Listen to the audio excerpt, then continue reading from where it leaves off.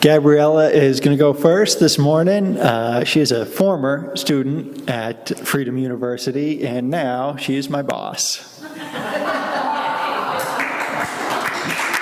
Should I use this? I'm not sure. I think I'm going to use the microphone. I feel a little less nervous if I'm just... Can y'all hear me now? Okay, sounds good. I think I'm going to use the microphone because I think behind the podium, I don't know if you can even see me sometimes, but I am so excited to be here. I feel like I'm at home.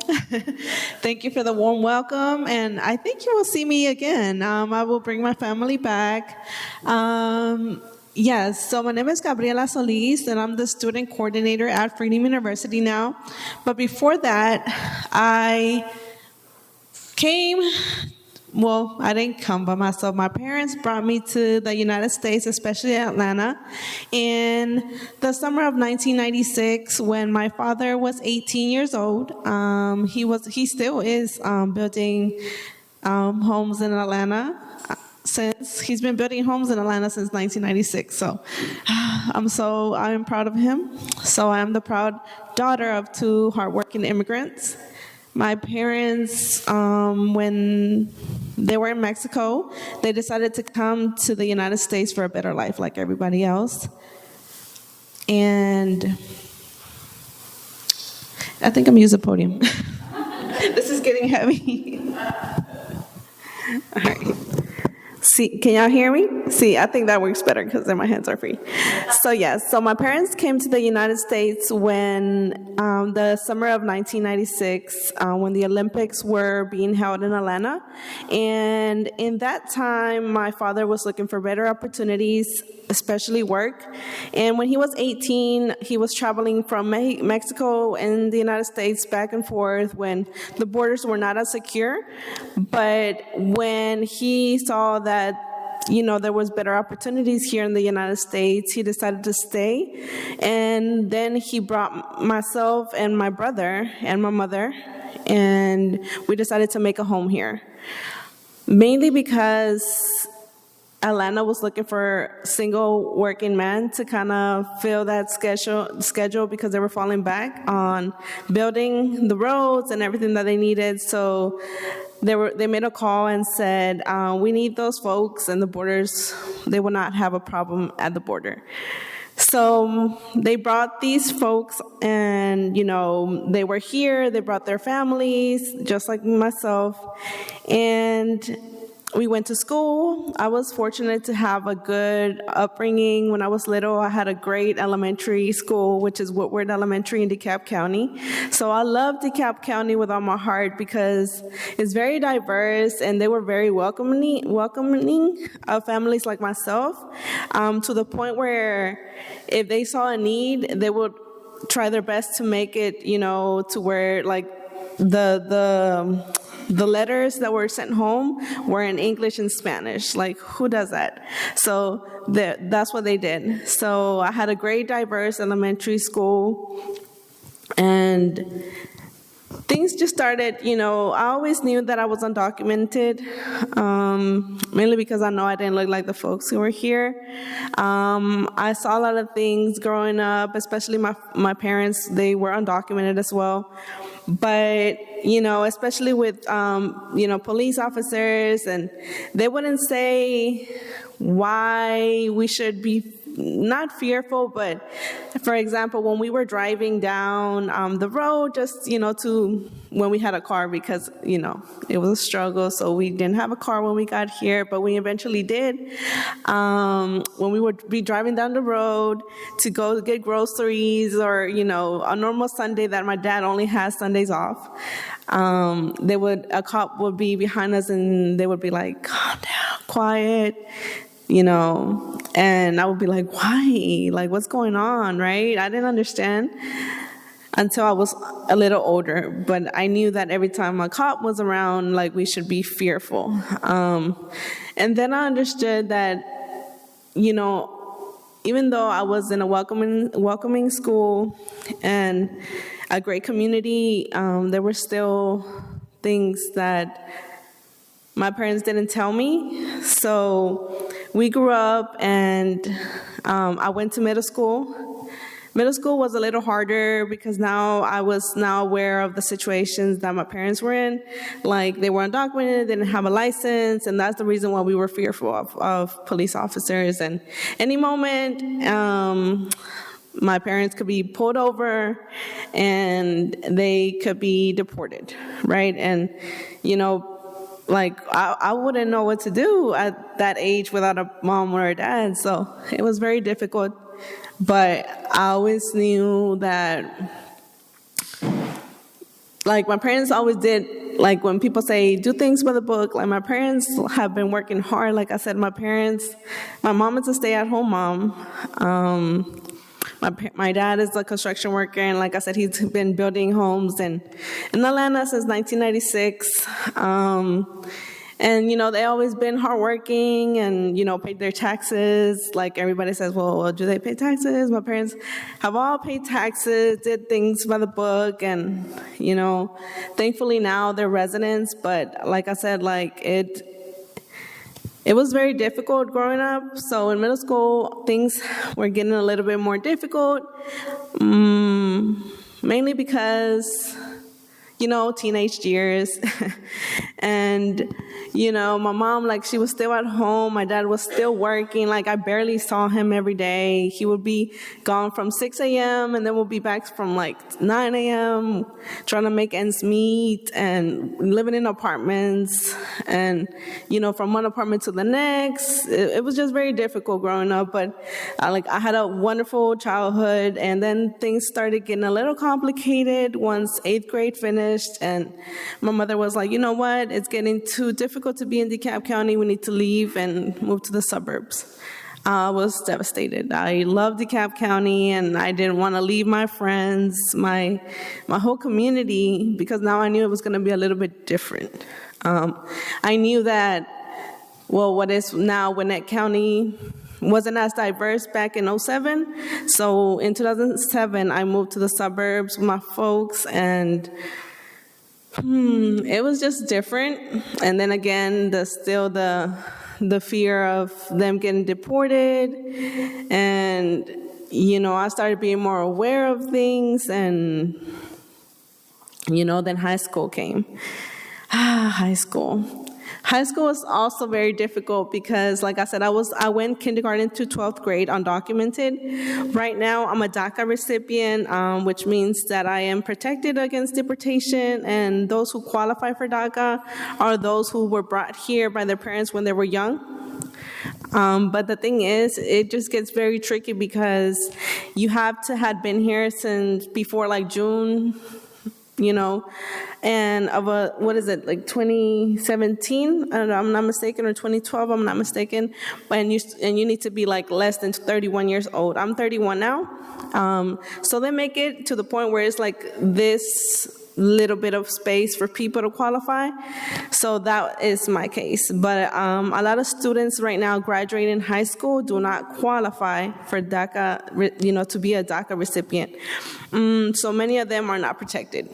And a lot of people are still talking about DACA, but I'm 31, and that's like, it's not helping anybody. So don't be fooled. Like, we need protection for all these young students who are graduating high schools in Georgia. So when I was in high school, I was looking into opportunities for like higher education because, like I said, even though I had a rough high school experience, mainly because I didn't have the support, I didn't have the resources I needed.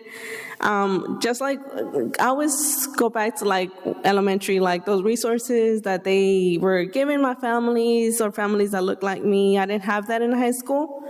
So I was like, I went up to the counselor one time and I asked her, even though my diploma had already switched from a regular 4-year to a technical diploma, back in the days they were able to do that, and I was like, I would like to learn more about going to college, like even though I'm not the best student or etc. And she said, well, do you have a Social Security? And I was like, I do not have a Social Security. And she was like, well, I really can't help you. There's nothing much we can do. And I was like, well, So why am I in school? Why am I even trying? So in 11th grade, even, everybody knows the recession that also happened back in '06, '07. And I was like, you know what? At this point, like, why am I even trying? Why am I even in school? Like, my folks need me at the house. I can work. It's easier for me to get a job. I speak the language, so they need my help. So in 11th grade, I dropped out. And I worked for a little bit, and I supported my parents for a little bit because it was just getting hard. I remember, I try not to remember too much because it was really hard. I remember, my mother going to get, food from, churches, congregations that were giving away food. But, of course, it wasn't food that we ate. But it was food. And it was just really hard to see, my dad, not working, stressing at home. My mother, not that she wasn't allowed to work, because she, of course, she was in another country that, we didn't know. So she had to, take care of us, make sure we went to school, make sure we were fed. So seeing them struggle really, and I don't know, but I'm the first of four, so I always saw more than my little younger siblings. So it's myself. I grew up undocumented, and I have a brother that's a year younger than me who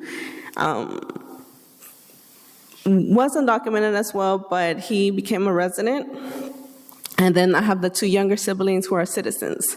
So the two younger siblings, they don't see the struggles that I saw. They don't see the struggles that my communities, were facing or are facing. Or I'm not even sure if it's not that they don't see it, it's just that they have different lives, They grew up in schools, being citizens, so they have more opportunities than those that do not. So like I said, when we were struggling, I decided to drop out and work and help them.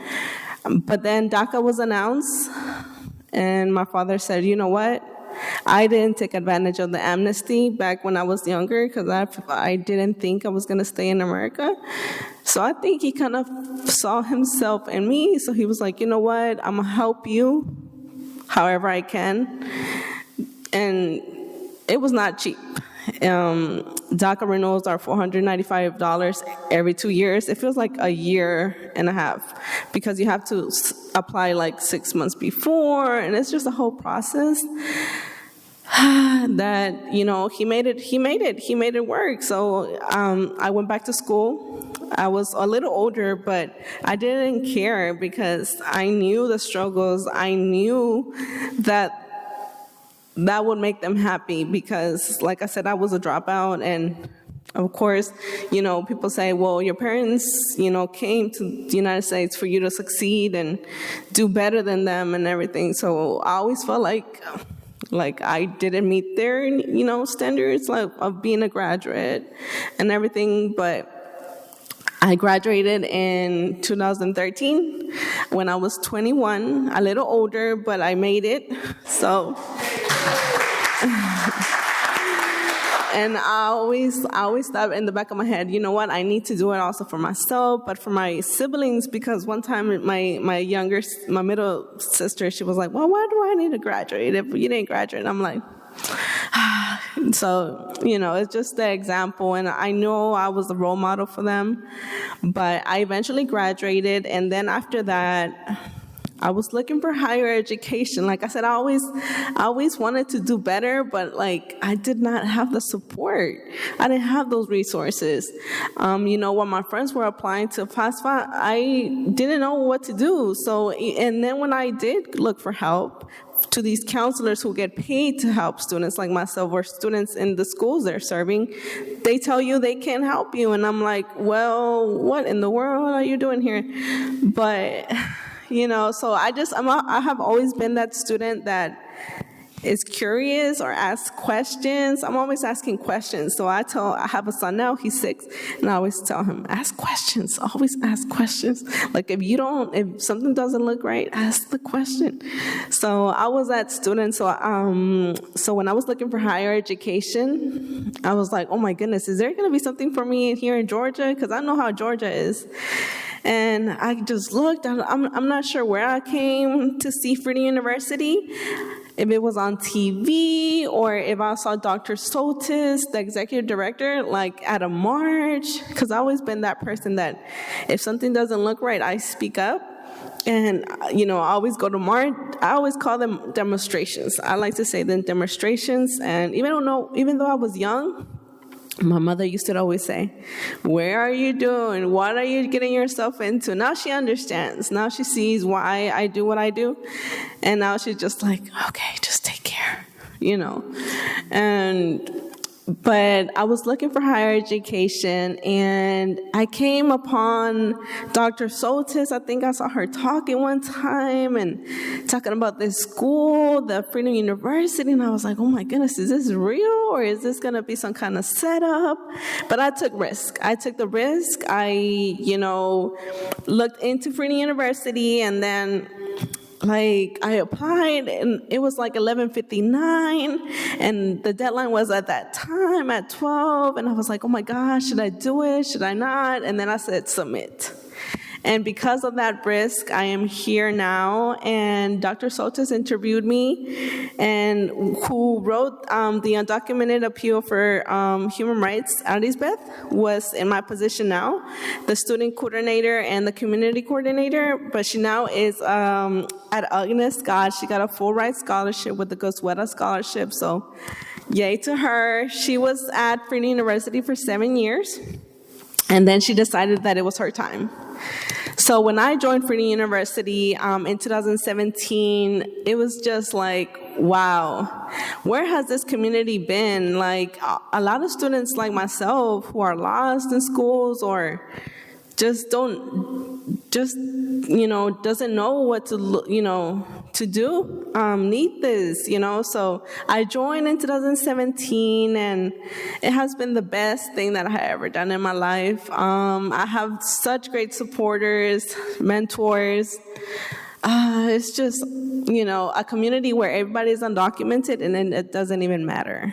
Because at the end of the day, the goal is to get to higher education, and they even tell you, like, okay, if you don't want to go to college, it's fine. Like, it's your decision. They make you feel part of a community that I needed when I was younger, but I always say, like, things happen for a reason, and if I would have found them a little younger, I think I wouldn't have taken advantage of the things that they offer. So when I joined, I already had a 3-month-old baby, so it was a little hard, but I was determined, like determination and then taking risks. So I joined in 2017, and then I was introduced to this whole community, classes, college preparation classes, scholarship assistance for undocumented students, and then we have human rights class. I didn't know what I wanted to be when I grew up, but I think I want to be a history teacher once these bans are lifted. I think I'm going to go to school to get, to be a history teacher, because honestly, I think history is very important. And I know it sounds like a little corny, but if we don't learn from our history, we're going to repeat it. So we've been taking tours to college campuses, Agnes Scott, Emory, Oglethorpe University, who are very welcoming of undocumented students. And I didn't get the opportunity to go to college, mainly because, like I said, I had a lot of struggles in, growing up. But, I have this opportunity where they were like, well, Elizabeth is going to college, and do you want to take her position? I was like, yes, I do. So then the position opened up as a student coordinator, and now I'm the student coordinator here at Freedom University, but I say, I didn't get to go to college yet. Even though if I'm 40, I don't care. I'm going to go to college once these bans are lifted. But when I see these students coming in just like I did once, and then them taking advantage of everything that Trinity University offers, their classes, the time they spend in community. They come in undocumented, but they go out unafraid. They are empowered because, like I said, we make sure that they have all the resources they need. And when I see at the end of the year in December that they're graduating and, getting accepted, by all these colleges that are welcoming to undocumented students, and they go off to college and do their thing, and then they graduate. Like, I've graduated like 300 times. I love seeing their faces, and then they send little cute pictures and they're like, look, this is what I'm doing in college and it's possible. And then they come back to mentor these other students in schools at Trinity University. So it's just an amazing time to be at Trinity University. And like I was telling Jonathan, like, if Trinity University didn't exist, like, where would these students be? Like, this is where we need to be. This is the work that needs to be done. Like, it's not no coincidence that the same schools that ban undocumented students now ban African Americans in the 60s. And I always tell folks, like, they want our labor, but they don't want us educated. Like, it's not no coincidence that when the government decided to, like, not secure the borders and tell my father, hey, come on and, build the roads, build the houses, 10 years later, I'm supposed to graduate, and then the border region says, wait a minute, let's make these, these policies where we're going to ban undocumented students that are about to graduate. Like, we don't want that. Like, it's not no coincidence. So it's just like really devastating, but like here we are, Trinity University is doing the work. We have a lot of great professors from Agnes Scott, Emory, Morehouse, all the Georgia Tech, who wants to teach these students on the weekends.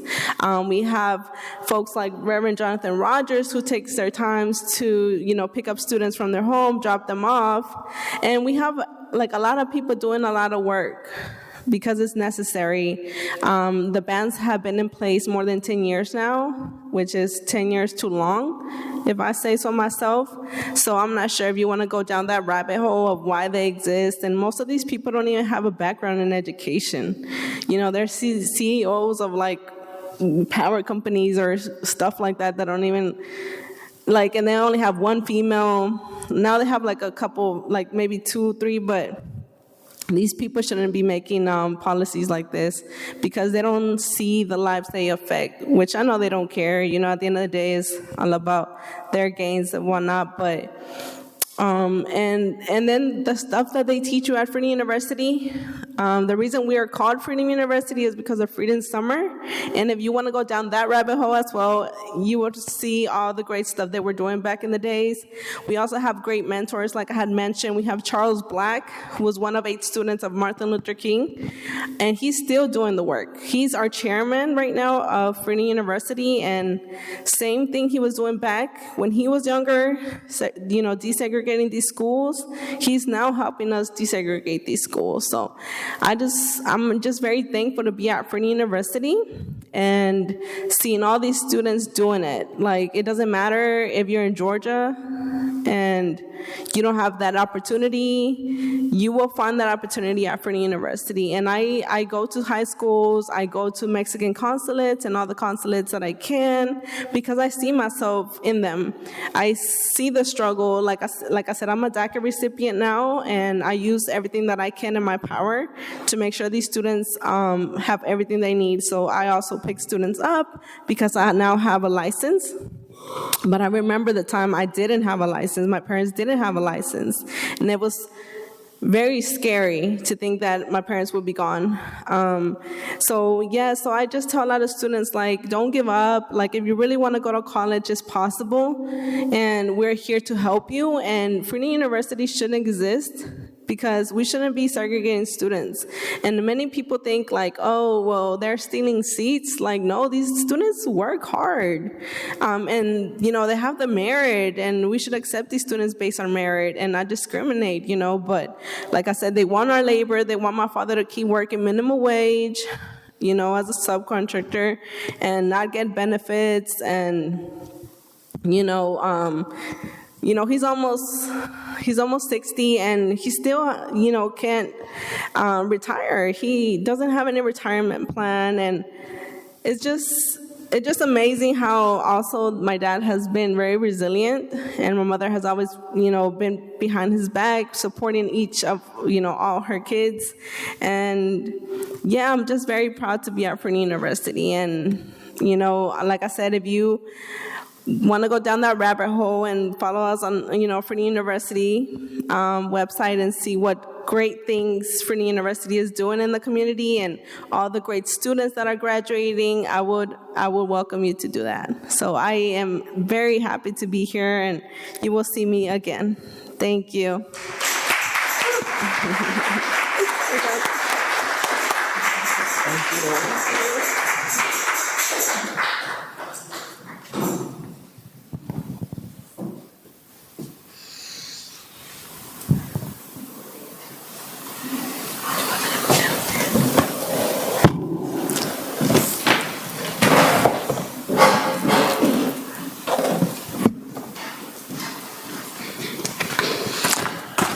Gabriela, I didn't realize you were going to be such a tough act to follow. Can you get your microphone up closer to here? Let's see, how's that? It is such a pleasure and a privilege to be in worship with y'all this morning. Thank you so much, Cindy and Charlie and everyone here who is consecrating this space, this worship space, with y'all's presence. It is so good to feel that togetherness, to feel that power of being united in seeking justice and equity and liberation collectively. I want to lift up everything that Gabriela said, and especially emphasize that even the partial protections offered by DACA, the Deferred Action for Childhood Arrivals program, are not available to anyone who wasn't able to avail themselves of them prior to 2017, because President Trump stopped accepting new admissions for the program, and President Biden has not reinstated there being new admissions to DACA. And for the record, President Biden still owes me $50,000 in student debt relief, so just saying. I want to speak to the side of the UU role in supporting Freedom University and how proud I am of our communities across Atlanta and around Georgia who've made possible the work of Freedom University, at least for the last 6.5 years that I've been affiliated with Freedom U. One of our congregants at Abundant Love, who is an immigrant herself with 30 years of experience in the field of teaching psychology, has been teaching that topic at Freedom University since last year. She's been helping the graduates of Freedom U, usually about 12 to 15 a year. And the last couple of years, 100% of those students have gotten full ride scholarships to private universities here in Georgia and in other parts of the country. One of the most heartbreaking and frustrating things about doing this work together is that, as Gabriela mentioned, we are able to help some students every year, but we know that there are hundreds more in Georgia in any given academic year who could benefit from Freedom University, who could be matriculating at our public universities or getting a hand to attend private universities if those were options that were available to them. But because of our discriminatory policies here in Georgia, they don't have access to the top public universities, and if they want to go to any of the non-competitive colleges and universities in the Georgia State University system, they have to pay out-of-state tuition. College was my ticket to a larger world, to following my calling to becoming a minister. And it's heartbreaking to know that there are students each year in Georgia who don't have that opportunity simply because of where they were born. They and their families may have lived here for a decade or more, may have paid more than their fair share of taxes into the Georgia tax coffers, and yet because they don't have a Social Security number, because they weren't born in the United States, they don't get to benefit from those taxes that they've paid like those with citizenship privilege. When I praise the students who I've gotten to know at Freedom University and lift up their stories, this is not me being patronizing to them. I've put my fate into their hands on multiple occasions. When I've been arrested protesting at the Board of Regents in 2017 and in 2019, the students were our support group for the citizen allies who got arrested on those occasions. They provided the logistical and media and emotional and political support.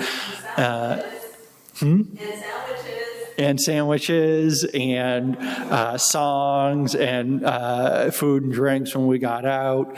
And they did it better than any of the other arrest support groups that I've ever had.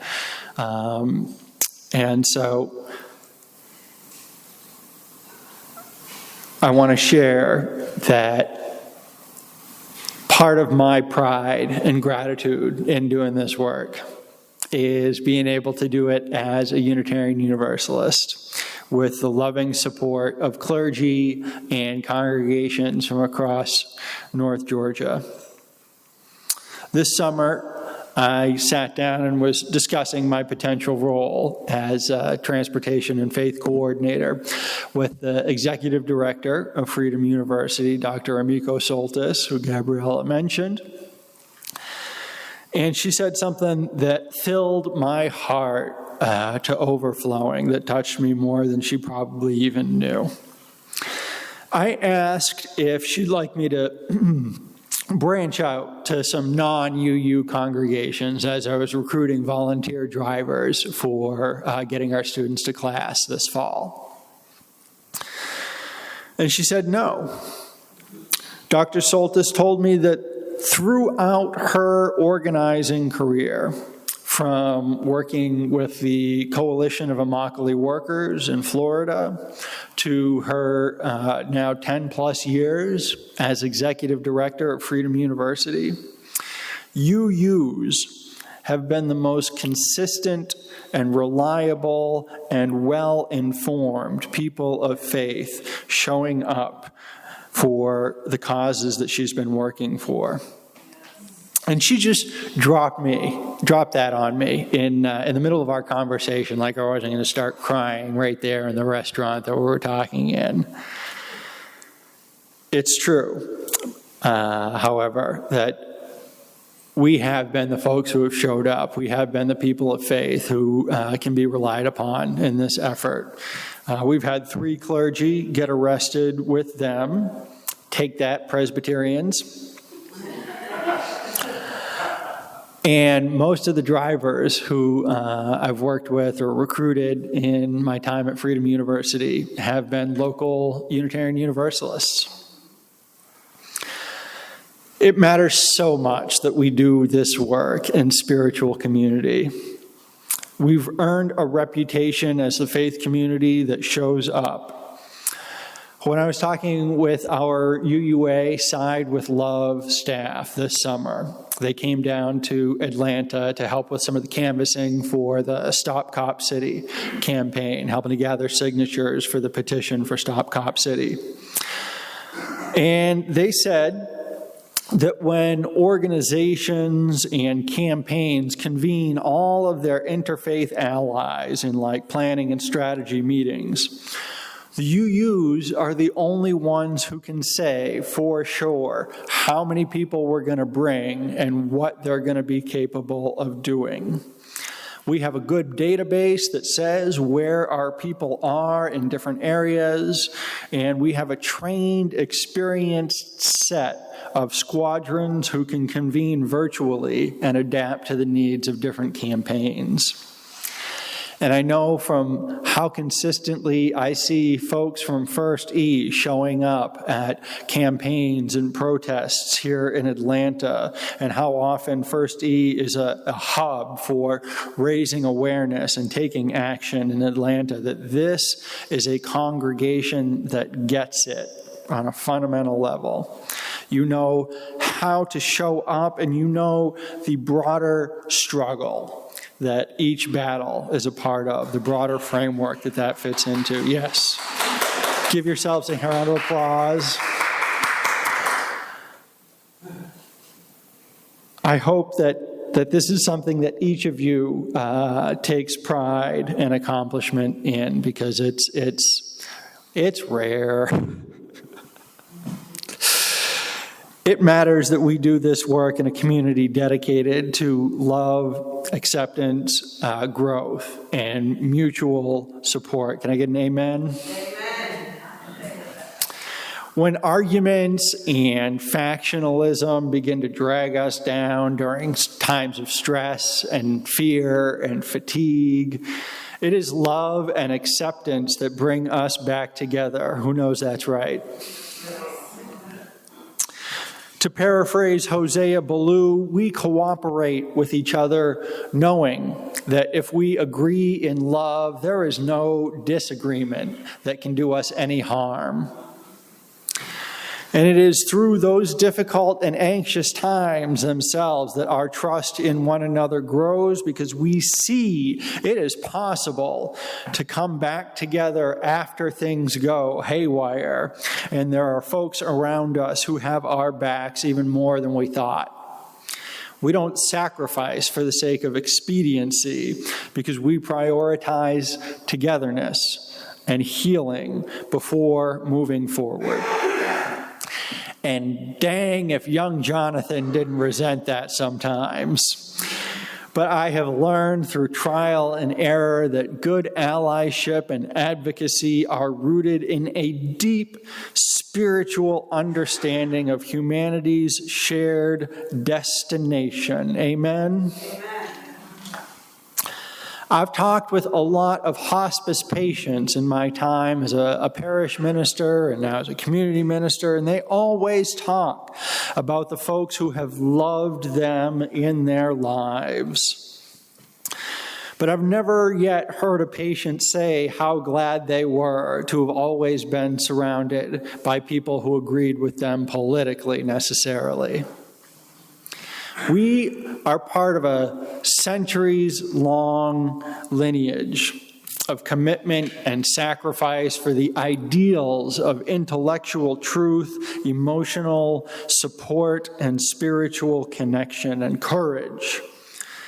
We learn from the wisdom of those who have gone before us and from the mistakes we make in our own lifetimes. That humanistic impulse has always existed in humanity, and it always will. It's unstoppable. So even if I don't know when we will achieve basic human rights, the basic human right to education for all people, I know that the forces that are pushing to fulfill those rights will tirelessly and ceaselessly continue to advance the struggle. May it be so, and may we be the ones to make it so.